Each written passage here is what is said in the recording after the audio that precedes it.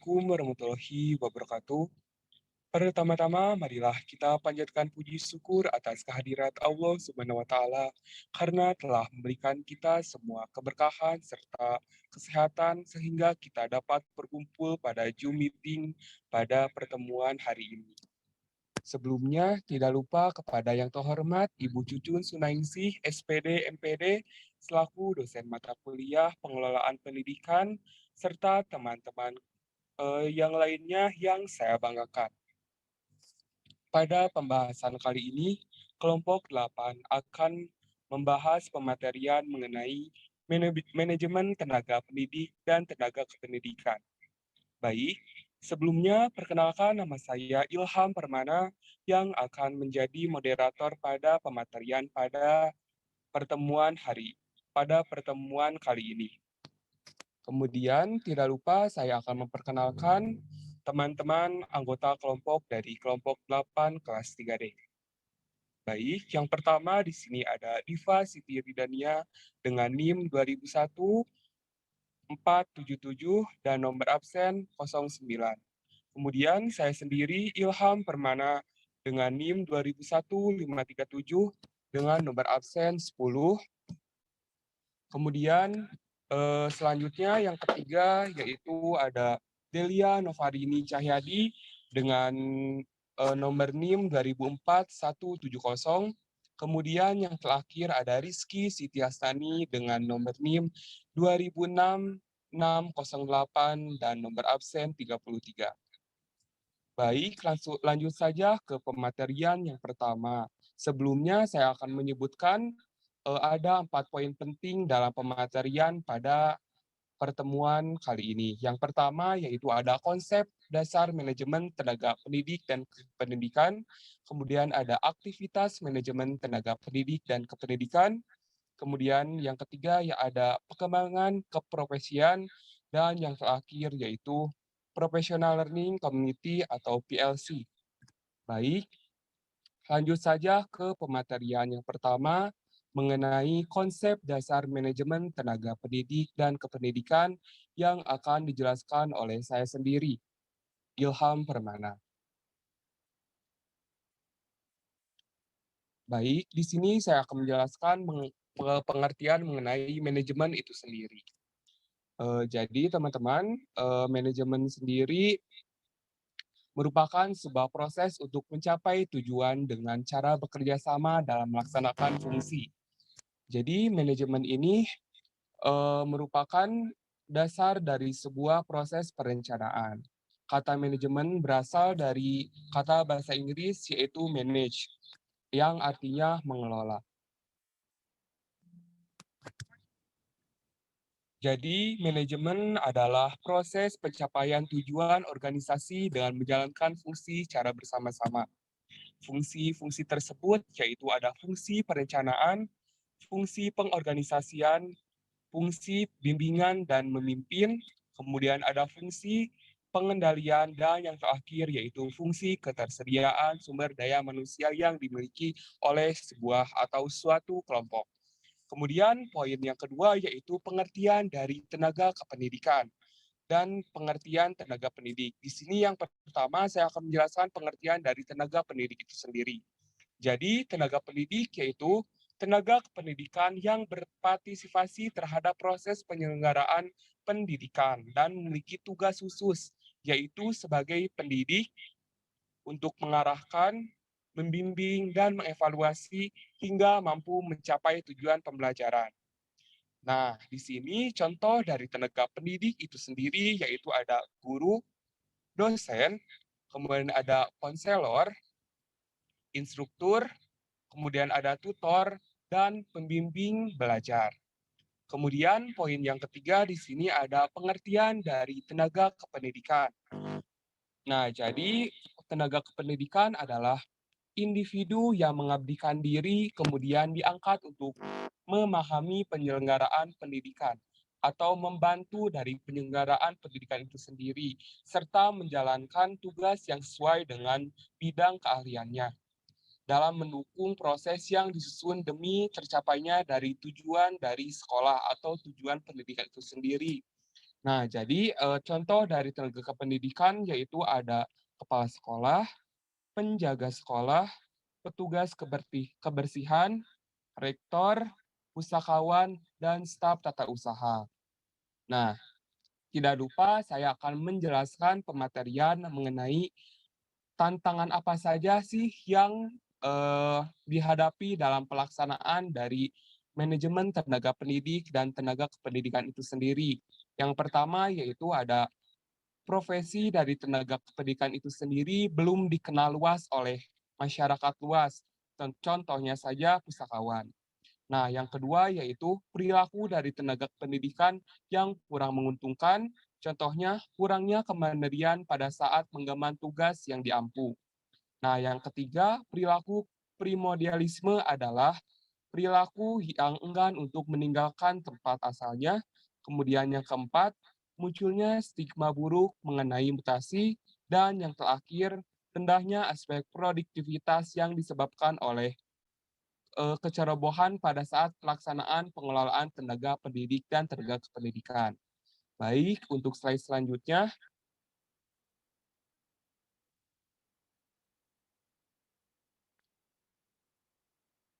baik, di sini saya akan menjelaskan mengenai simpulan konsep dari manajemen tenaga pendidikan dan tenaga pendidik. Nah, jadi teman-teman, dapat disimpulkan bahwa manajemen tenaga pendidik dan tenaga kependidikan adalah sebuah proses untuk mencapai tujuan pendidikan melalui beberapa tahapan serta pendayagunaan tenaga pendidik dan tenaga kependidikan dalam rangka menunjang penyelenggaraan dari manajemen itu sendiri. Kemudian, tujuan dari manajemen tenaga pendidik dan tenaga kependidikan adalah mengarahkan sumber daya manusia yang ada untuk membangun pendidikan yang bermutu serta mencetak sumber daya manusia yang produktif, kreatif, dan yang berprestasi. Baik, selanjutnya pematerian yang akan dijelaskan oleh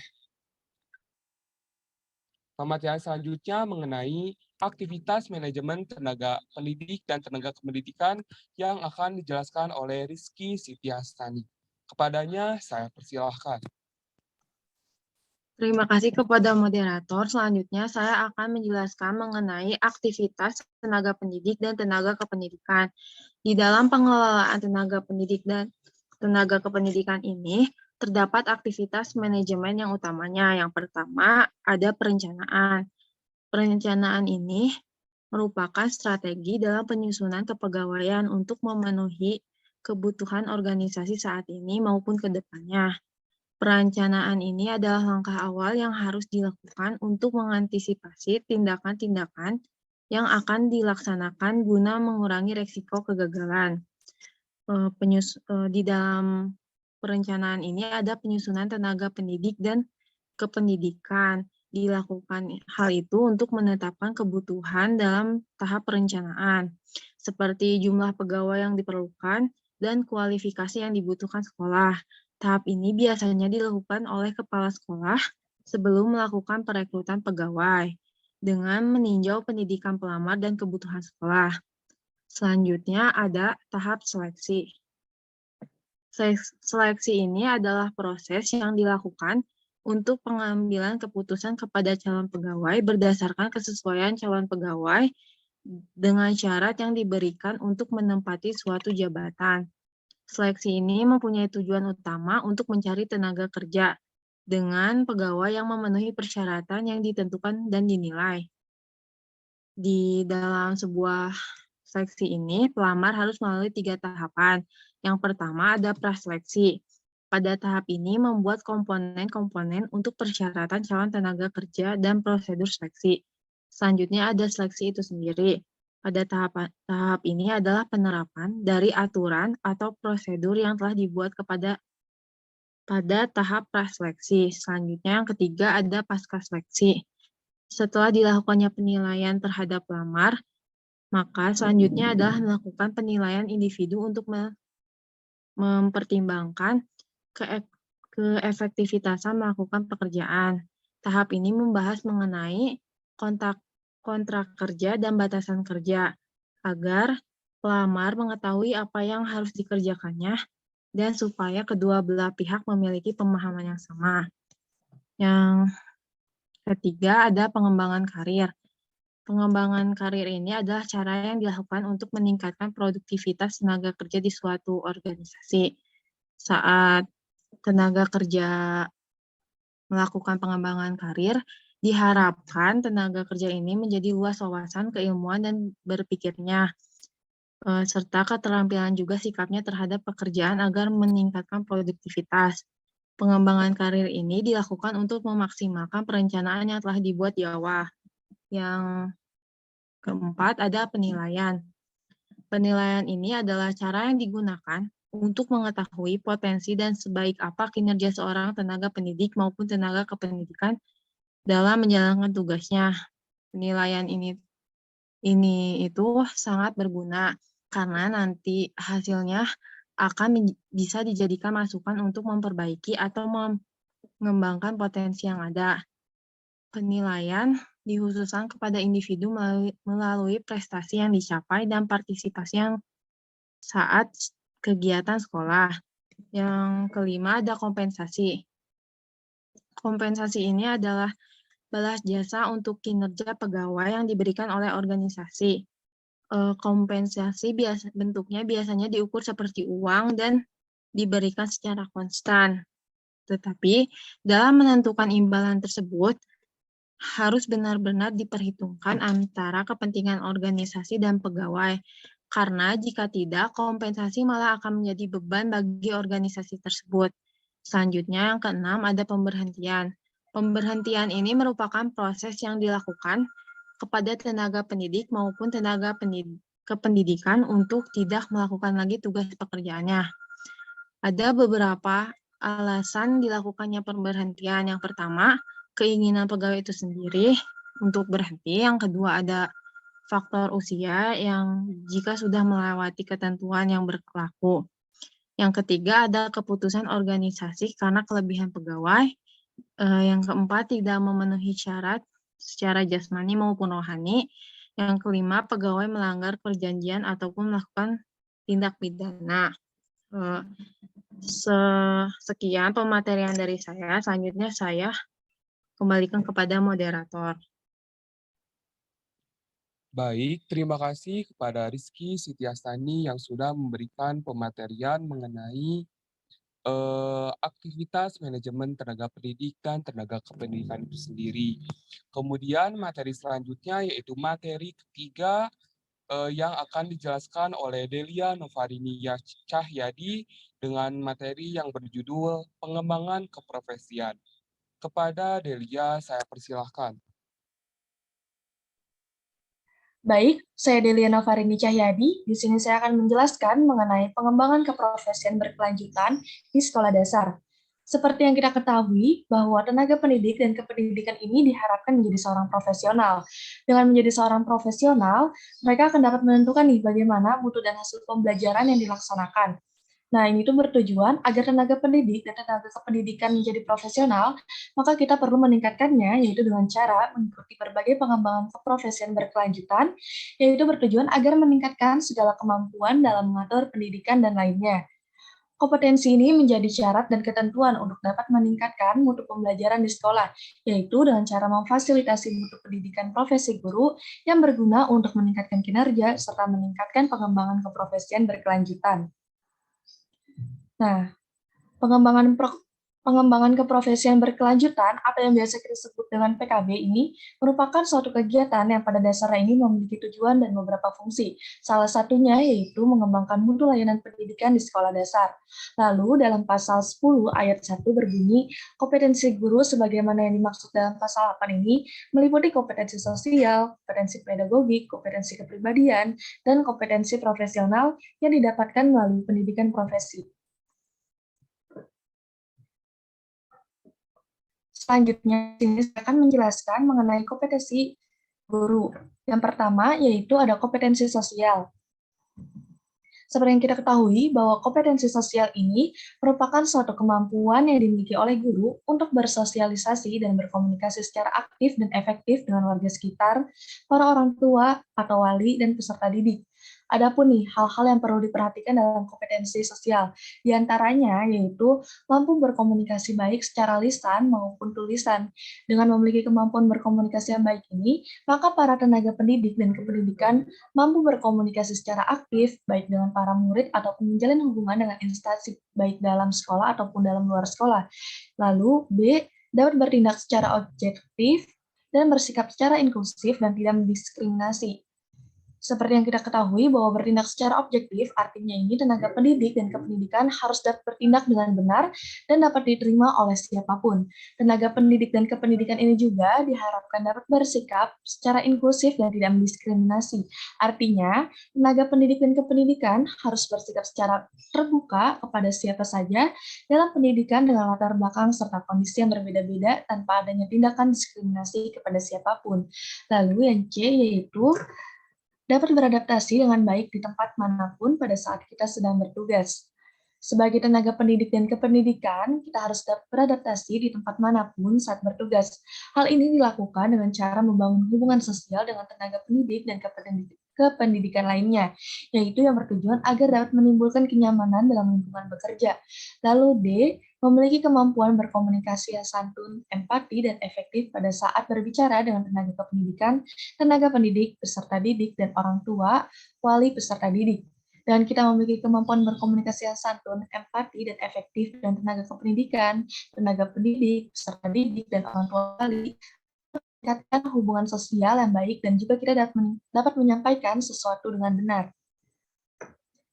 Lalu yang kedua, yaitu ada kompetensi pedagogik. Seperti yang kita ketahui bahwa kompetensi pedagogik ini merupakan sebuah kemampuan mengenai pengetahuan ataupun pemahaman mengenai peserta didik, penyelenggaraan, perancangan, proses pembelajaran, serta dapat meningkatkan pengetahuan peserta didik, dan juga serta evaluasi pencapaian hasil belajar siswa. Adapun beberapa subkompetensi pedagogik, di antaranya yang pertama yaitu membuat perencanaan dan perancangan proses pembelajaran dengan mengetahui landasan pendidikan yang berfungsi untuk kepentingan pembelajaran yang terdiri dari pemahaman mengenai landasan pendidikan, implementasi mengenai teori-teori pembelajaran, serta merencanakan berbagai pembelajaran berdasarkan karakteristik yang dimiliki oleh peserta didik, serta dapat menyusun berbagai macam rancangan pembelajaran. Lalu B, menjalankan proses pembelajaran serta melakukan proses pembelajaran dengan kondusif di tempat yang nyaman. Melaksanakan proses pembelajaran harus dilakukan di tempat yang kondusif dan tempat yang nyaman. Hal ini bertujuan agar proses pembelajaran dapat berjalan dengan lancar dan tidak terhalang oleh apapun. Lalu C, melakukan perancangan evaluasi yang terdiri dari melaksanakan dan merancang evaluasi mengenai proses serta pencapaian hasil belajar serta secara berkala mengkaji evaluasi pencapaian hasil belajar. Lalu D, yaitu meningkatkan kemampuan yang dimiliki oleh peserta didik untuk menggali segala potensi yang dimiliki. Selain itu juga, yaitu dengan memberikan berbagai macam fasilitas untuk digunakan oleh peserta didik yang bertujuan agar mengasah perkembangan berbagai macam potensi akademik ataupun non-akademik. Lalu E, yaitu berusaha untuk memahami segala sesuatu yang ada pada peserta didik, seperti berusaha untuk memahami kepribadian, perkembangan kognitif, dan menandai bahan ajar yang dibutuhkan oleh peserta didik. Selanjutnya, yang ketiga yaitu kompetensi profesional. Seperti yang kita ketahui bahwa kompetensi profesional ini merupakan untuk memahami segala bentuk materi pembelajaran secara mendalam dan mencakup seberapa memahami kita terhadap materi kurikulum dari mata pelajaran di substansi keilmuan dan di sekolah. Dan juga kita jadi mengetahui nih seberapa kita memahami mengenai metodologi keilmuannya.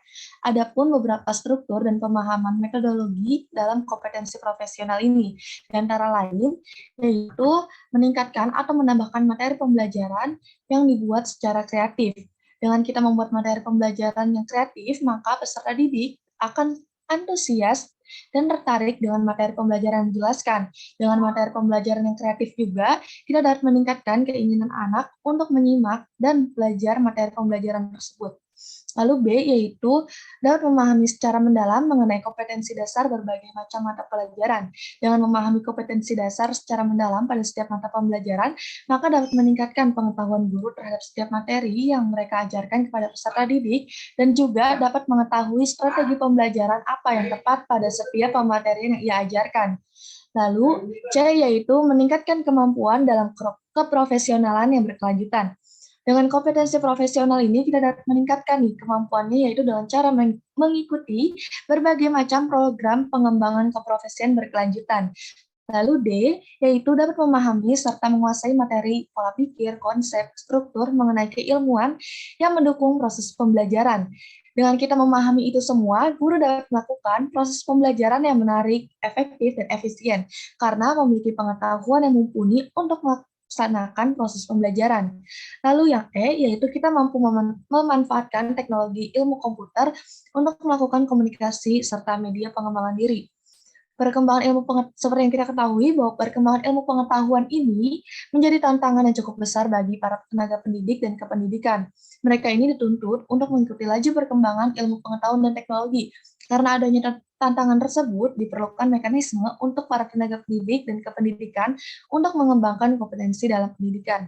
Baik, mengenai kompetensi kepribadian akan dijelaskan oleh Rizky Siti Hasnani. Saya akan melanjutkan pematerian mengenai kompetensi kepribadian. Slide selanjutnya.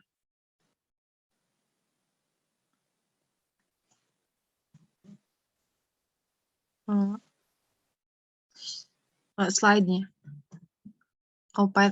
Kompetensi kepribadian ini adalah sebuah keahlian yang harus dimiliki secara individu yang mendeskripsikan kepribadian kukuh, dewasa, berwibawa, arif, stabil, serta dapat menjadi panutan ataupun teladan untuk semua peserta didik.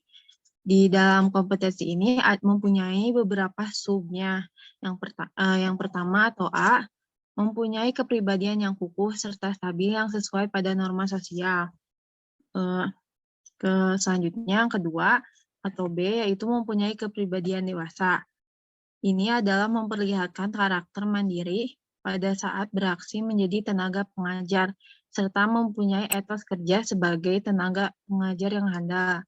Yang C, mempunyai kepribadian yang berwibawa.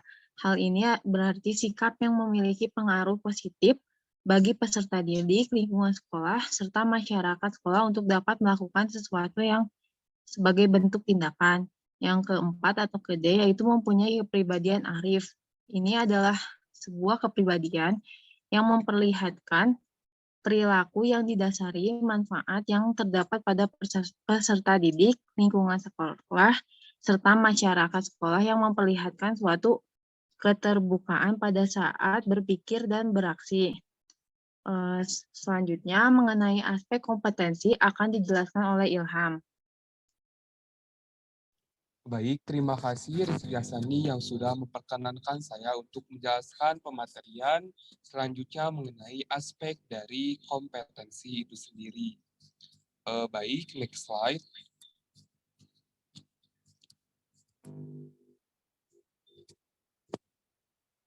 Nah, jadi teman-teman, tadi kita sudah mendengarkan mengenai berbagai kompetensi atau kompetisi dari berbagai pematerian gitu ya. Kemudian di sini saya akan menjelaskan aspeknya. Menurut Bapak Satori pada tahun 2016, kompetensi terdiri dari 3 aspek teman-teman. Yang pertama yaitu dari aspek yang pertama mengenai kompetensi yang berperan sebagai input dalam bekerja. Nah, kemudian yang aspek kedua yaitu kompetensi yang berperan sebagai gambaran substansi ideal yang dipimpin dan untuk dikuasai oleh guru pada saat melakukan pekerjaannya. Kemudian aspek yang ketiga yaitu kompetensi yang berperan sebagai suatu gambaran dalam bekerja nyata yang terlihat di dalam pola pikir, tindakan, dan sikap pada saat melaksanakan pekerjaannya. Nah, kemudian setelah dari pematerian mengenai aspek kompetensi ini sendiri, selanjutnya materi mengenai pengkategorian guru secara tentatif yang akan dijelaskan oleh Diva Siti Ridania. Kepada Diva, saya persilahkan.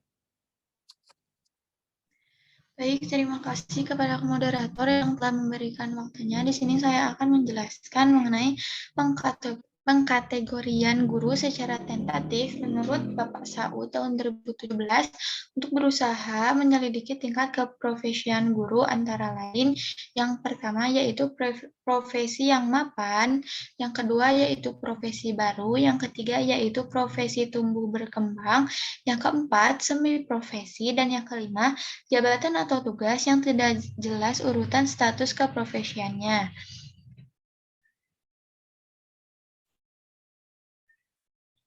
Next. Nah, materi selanjutnya yaitu mengenai PLC atau Professional Learning Community. Sebentar. Nah, jadi PLC itu merupakan proses akuisisi pengetahuan yang dilaksanakan lewat proses inquiry secara bersama untuk membongkar permasalahan yang bersumbernya dari pekerjaan yang berindikasi mampu ditelusuri dari kebutuhan belajar pengajar yang sumbernya dari kepentingan proses belajar mengajar pengajar. Pengalaman belajar guru dilaksanakan secara berbarengan dan hasilnya akan terlihat gitu dari kinerja guru itu sendiri. Yaitu budaya profesional, kepemimpinan, fokus pada siswa, fokus pada pendidikan profesional, dan kinerja serta pengembangannya. Nah, tujuan dari PLC sendiri yaitu yang pertama menetapkan seluruh guru memperbaiki strategi serta gaya pembelajaran. Yang kedua, PLC hendak meningkatkan kepercayaan guru untuk pembelajaran. Yang ketiga, menolong siswa dalam menggapai tingkat kompetensi yang lebih tinggi. Yang keempat, guru menghasilkan pengalaman belajar yang tidak berubah-ubah untuk para siswa. Yang kelima yaitu pengembangan keterampilan guru dalam pembelajaran serta evaluasi berbasis pengalaman. Next.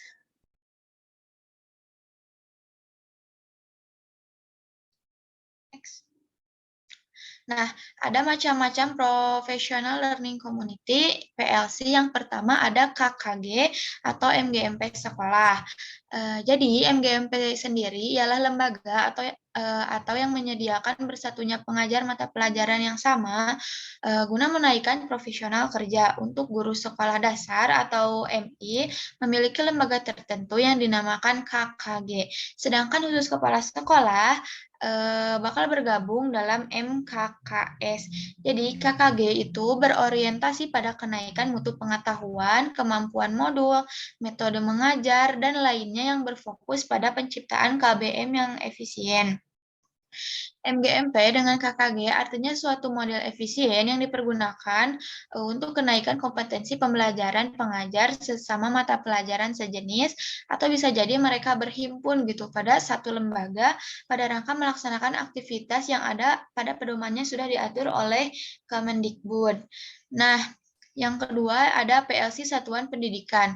Sekolah memiliki kewajiban dalam melakukan sistem penjamin kualitas internal yang mengharuskan sekolah melaksanakan upaya untuk mampu membenarkan terlaksananya layanan pembelajaran yang bermutu sekolah.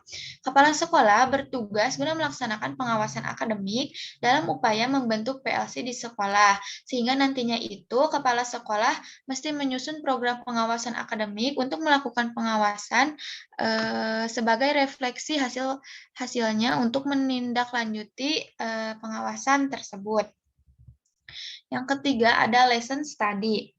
Bagi Dindin Abdul Muizlidnillah, lesson study ialah suatu contoh penelitian profesi pembelajaran melalui pengkajian pendidikan secara kolaboratif dan berkepanjangan berlandaskan pada prinsip-prinsip kolegalitas dan mutual learning untuk menciptakan komunitas belajar. Nah, secara universal terdapat 3 kegiatan lesson study. Yang pertama itu merancang atau plan. Yang kedua melakukan atau do, dan yang ketiga merefleksi atau bisa disebut see. Next.